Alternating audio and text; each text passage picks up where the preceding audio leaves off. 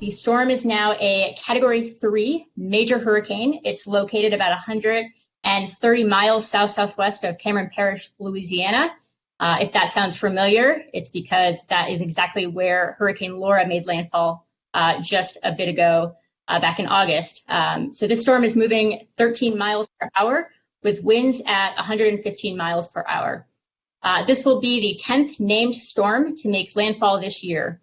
It's anticipated to make landfall tonight, in this afternoon into the evening, with winds exceeding 100 miles per hour. It'll then rapidly downgrade as it moves northeastward, becoming a tropical depression over Mississippi and moving through Tennessee as it eventually dissipates.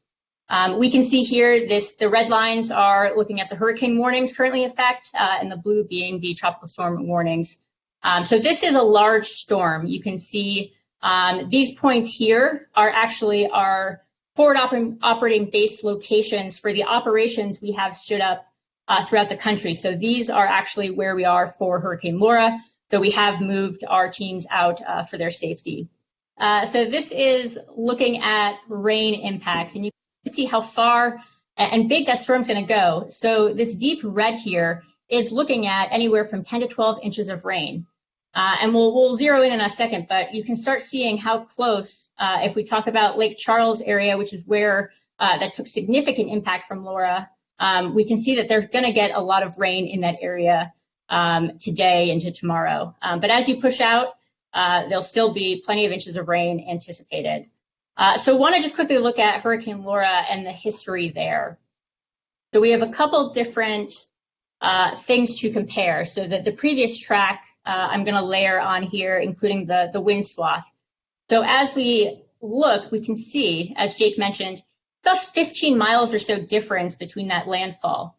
As the storms make landfall, they will end up going in different directions, but that's still going to impact the same communities that we'll see. So another one I'm going to look at is actually adding in some of our crisis cleanup information. So all of these dots represent a homeowner who requested assistance. They called into crisis cleanup, which accepts work requests and then hopefully matches that with a nonprofit in the area. So you can start seeing that overlap. I just want to get rid of this wind swath. There we go.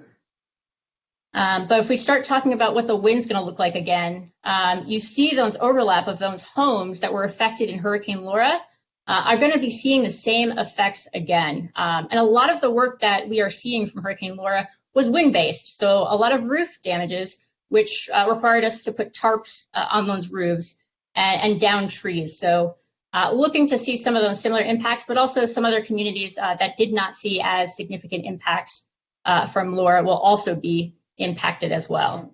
And then just one more thing to touch on would be COVID. So COVID testing is will be disrupted from the storm, and that's a trend we've seen throughout the hurricane season in many different areas, whether it was Florida, Texas, et cetera.